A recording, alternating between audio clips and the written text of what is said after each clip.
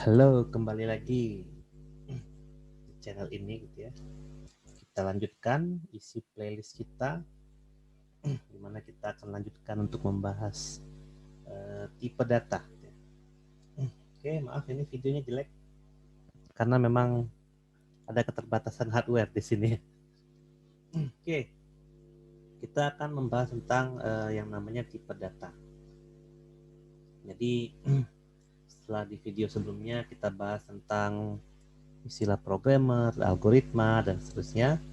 Nah, dalam mengolah suatu nilai, komputer itu membutuhkan suatu data gitu ya. Jadi data itu nanti diolah yang kemudian dieksekusi oleh komputer. Nah, tentu saja saat komputer ingin mengeksekusi dan mengolahnya, komputer harus tahu dulu tuh tipe datanya apa. Karena ada data tertentu yang memang bisa dikombinasikan data yang sama gitu. Jadi misalnya angka ditambah angka jadi angka, nah gitu kira-kira. Jadi kalau tulisan ditambah dengan angka bisa atau tidak, nah seperti itu. Jadi komputer terlebih dahulu harus mendefinisikan tipe data yang ada pada data yang ingin diolah dan dieksekusi oleh komputer. Oke, baiklah kita masuk ya. Jadi tipe data untuk pengolahan data. Di sini kita akan membahas tipe dasar terlebih dahulu ya. Untuk tipe bentukan nanti mungkin akan kita bahas di video selanjutnya. Oke, tipe dasar. Jadi tipe dasar itu adalah tipe apa? Tipe data di mana tipe data itu yang memang dimiliki oleh pengetahuan komputer. Atau kalau di referensi lain ada yang bilang itu adalah tipe data primitif gitu ya.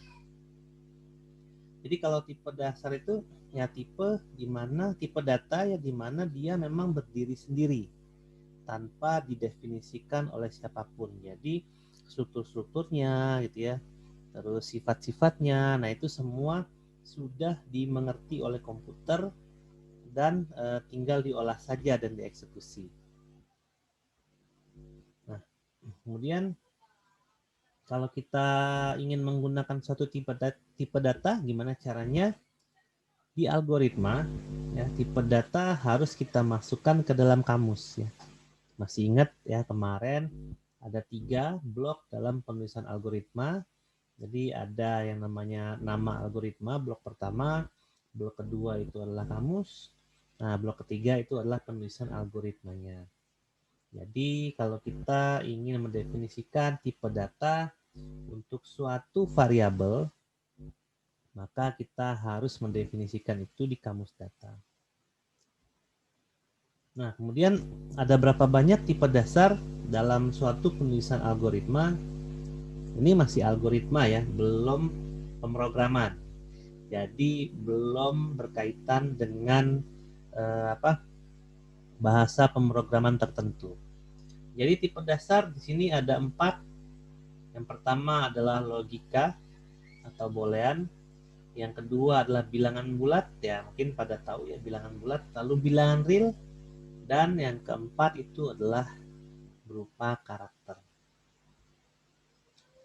Nah, kalau kita lihat gitu ya, boolean, bilangan logika, hanya terdiri dari 2 nilai, ya, yaitu true atau false. Nah, jadi kalau kita akan libatkan bilangan logika ini dalam operator logik berarti ada n, ya, di mana n itu adalah dan.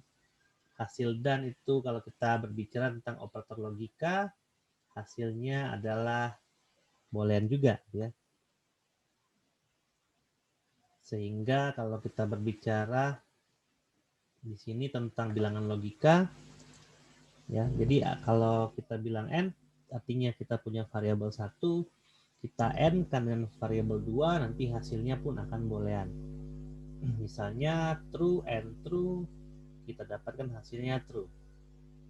Ya, true and false kita dapat false, false and true kita dapat false, lalu false and false kita juga dapat false. Jadi itu adalah kombinasi logik atau logika dari ekspresi operator n.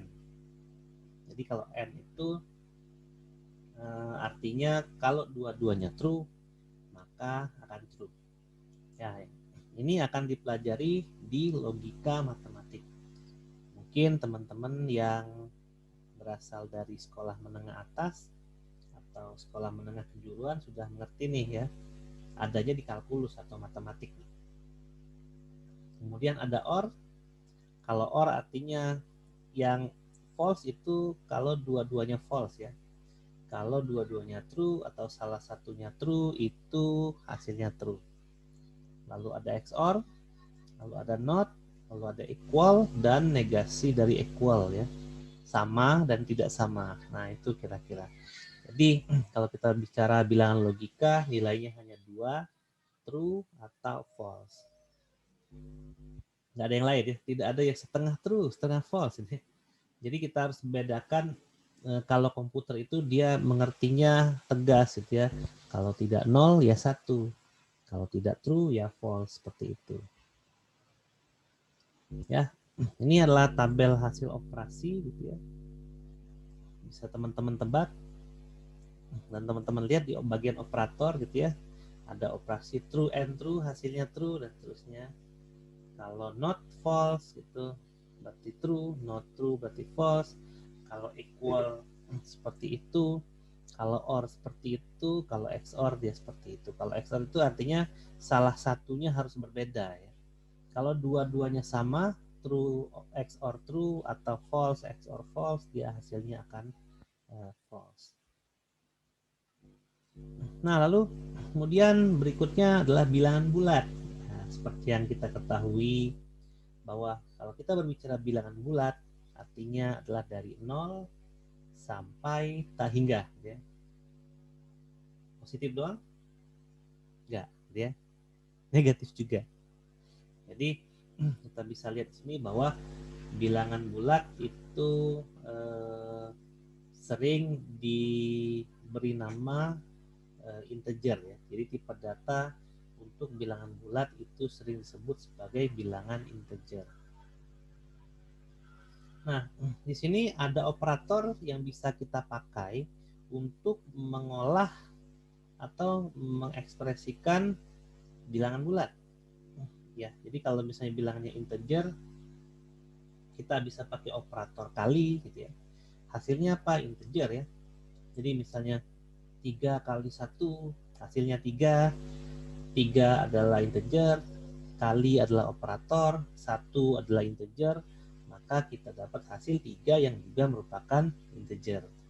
Nah, ini yang saya maksudkan di awal tadi gitu. Jadi komputer saat dia ingin mengolah dan mengeksekusi suatu bentuk algoritma, maka harus jelas ya tipe datanya.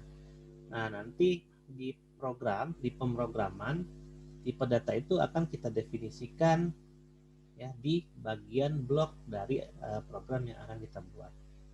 Nah, untuk itu di algoritma memang kita belajarnya logika dan bagaimana cara nanti komputer akan mengeksekusi program yang akan kita buat berdasarkan algoritma yang kita buat dahulu sebelumnya. Oke, untuk integer selain kali ada tambah, ada kurang, ada bagi. Nah, kalau bagi ini hasilnya adalah real gitu ya. Jadi kalau misalnya integer dibagi integer, hasilnya adalah bilangan real. Ya, kenapa real? Karena memang kalau kita berbicara bagi 5 dibagi 2 ya jadi 2,5, artinya ada bilangan berkoma. Nah, bilangan berkoma itu kita sebut dengan tipe data real. Lalu ada div. Div itu hasil bagi. Tentu saja tetap integer hasil bagi. 5 dibagi 2 ya 2 gitu ya hasil baginya. Kalau kita berbicara mod sisa bagi, 5 dibagi 2 sisa 1. Nah, gitu ya. Jadi 1 itu adalah integer. Kemudian kalau nilai absolut kalau absolut kan tidak ada nilai minus gitu ya. Jadi nilai absolut pasti lebih besar daripada 0. Kemudian ada pangkat. Nah, pangkat juga integer ya. 2 pangkat 3 berapa tuh? 2 kali 2 4, 4 kali 2 8 ya, 8 kira-kira.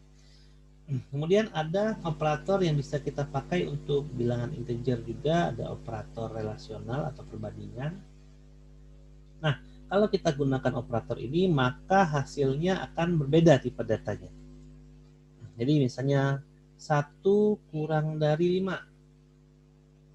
True atau false? True ya, 1 itu kurang dari 5, true. Kemudian kita punya 10 kurang dari 1. Ya, false ya. 10 itu kan harusnya lebih besar daripada 1. Nah, di sini ada lebih kecil sama dengan, lebih besar sama dengan. Bedanya apa? Kalau lebih kecil artinya tidak termasuk bilangan itu. Jadi apakah 5 kurang dari 5? Ya, jawabannya false ya. Karena tidak termasuk 5. Nah, apakah 5 kurang dari atau sama dengan 5? Jawabannya true. Karena 5 juga termasuk di dalamnya. Lalu ada sama dengan, apakah 1 sama dengan 5? Pasti false. Apakah 1 sama dengan 1? Pasti true. Kemudian ada tidak sama. Apakah 1 tidak sama dengan 5? Ya benar ya, true. Jadi hasil daripada penggunaan operator relasional terhadap 2 atau lebih bilangan integer, ya 2 ya, biasanya 2. Kalau mau dilebihkan biasanya dikurung dulu, nanti hasilnya dioperasikan lagi menggunakan operator sehingga menghasil nilai boolean yang berbeda gitu ya. Nah, itu adalah bilangan bulat. Kemudian adalah bilangan real. Nah, tadi real. Bilangan real itu adalah bilangan yang berkoma. Ya, karena kalau kita berbicara koma di komputer itu bukan pakai tanda koma, tapi pakai titik gitu ya. Jadi biasakan dalam menulis algoritma pun koma kita pakai titik saja. Nah, kalau kita ngomongin bilangan real seperti apa? Ya dari 0 sampai seterusnya, atau juga bisa bernilai minus gitu ya. Minus 3,1, minus 2,135 dan seterusnya. Nah, kalau real, kita juga bisa gunakan operasi aritmatik. Jadi bisa kali. Kalau real dikali real ya real. 3,2 dikali 1,1. Berapa? Ya udah coba aja kaliin sendiri gitu ya. Ya artinya hasilnya pasti bilangan berkoma. Jadi dia akan real. Gimana kalau 3,0 dikali 1,0? Nah, itu real juga karena ada komanya, hasilnya pasti 3,0 gitu ya. Lalu bisa dikurang sama ya 2,1 dikurang 0,1 ya 2,0 jadinya. Lalu bagi juga sama, pangkat pun sama.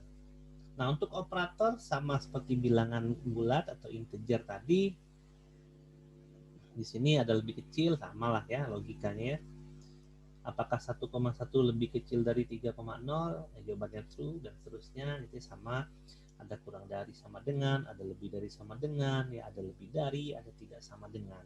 Nah, ini adalah operator aritmatik dan operator relasional yang bisa dipakai untuk mengolah bilangan real. Oke, kemudian kita punya tipe selanjutnya yaitu karakter char. Char itu apa aja sih? Gitu ya. Char itu bilangan yang memiliki satu bentuk yang tersusun dari satu bilangan ASCII. Kalau pakai coalationnya pakai ASCII ya, artinya kumpulan biner yang menyusun nilai suatu karakter itu menggunakan standar ASCII. Ya, jadi karakter itu seperti apa ya? Misalnya A, misalnya B, misalnya A kecil dan A besar, 0 sampai 9 itu juga bisa kita bilang itu adalah karakter. Cuman ingat tadi, kalau kita inisialisasi bahwa 0, bahwa 1 adalah karakter, maka 1 ditambah 9 itu bukan 10, karena dia bukan bilangan angka. Jadi kalau misalnya 1 ditambah 9 jadinya apa? Jadinya 19, karena dia karakter ya. Jadi kalau misalnya 1 ditambah 9, kalau kita bicara itu adalah karakter, maka dia adalah concat atau digabung. Jadi 1 digabung dengan 9. Gitu ya. Jadi kalau misalnya ada 1 ditambah 0 gimana 10, tapi kalau tipenya karakter. Karena 1 dengan tipe karakter ditambah dengan 0 dengan tipe karakter jadinya 10 tapi tipenya karakter. Karena kalau ditambah, kalau kita gunakan operasi tambah, maka karakter itu akan concat, menyatu. Gitu ya. Nah, di sini kalau kita berbicara karakter, karena dia dibentuk dari suatu kumpulan kode biner dengan standar tertentu, tadi saya contohkan ASCII, maka ada perbedaan huruf besar dan huruf kecil gitu ya. Jadi dia berbeda kodenya, pengkodean binernya beda tuh untuk huruf besar dan huruf kecil. Nah, operator apa yang kita bisa pakai untuk karakter? Sebenarnya kalau kita gunakan tambah itu lazimnya di bahasa pemrograman sih gitu ya. Cuman kalau di algoritma bisa sih, tapi biasanya kita pakai fungsi gitu. Nanti kita belajar fungsi, yaitu fungsi concat itu untuk menggabungkan dua buah atau lebih karakter. Biasanya yang paling sering itu dipakai simbol sama dengan dan tidak sama dengan. Itu adalah operator yang bisa dipakai di karakter.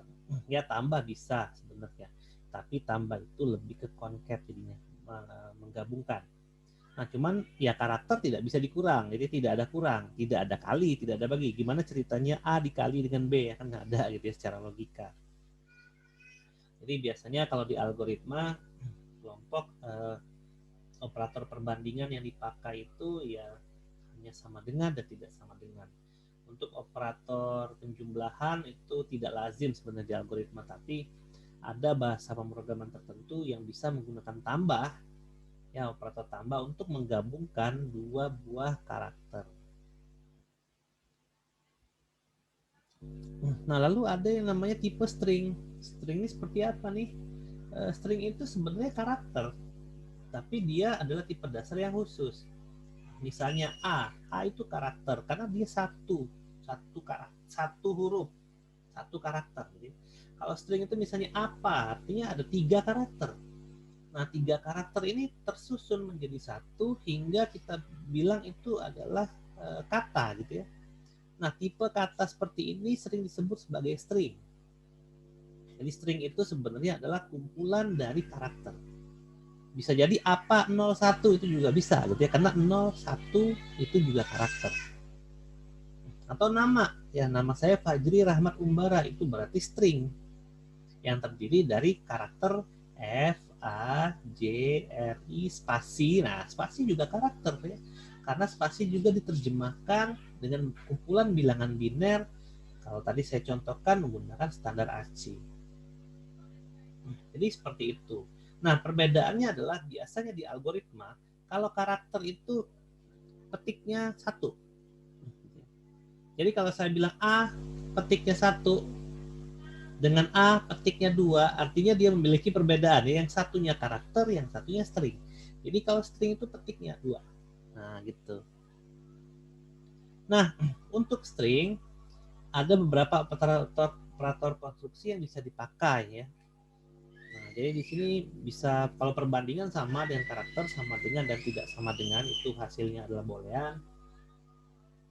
Kemudian ada titik gitu ya, yang ada bulatnya, itu menambahkan satu karakter di akhir string. Jadi kalau misalnya apa ditambah dengan A, jadi apa A gitu ya. Kalau titik yang bulat putih itu menambahkan satu karakter di awal. Jadi kalau misalnya apa ditambah K, jadi kapa, karena K itu berada di awal. Tergantung dari operator yang dipakai. Kemudian nah ini concat nih. Nah kalau di algoritma concat itu pakai dan ya, saya baru ingat. Kalau di bahasa pemrograman sebenarnya dipakai simbol dan juga bisa, atau simbol tambah saja. Nah di sini untuk menggabungkan dua buah string. Karakter pun saya lupa ya apakah bisa menggunakan dan, kayaknya bisa deh.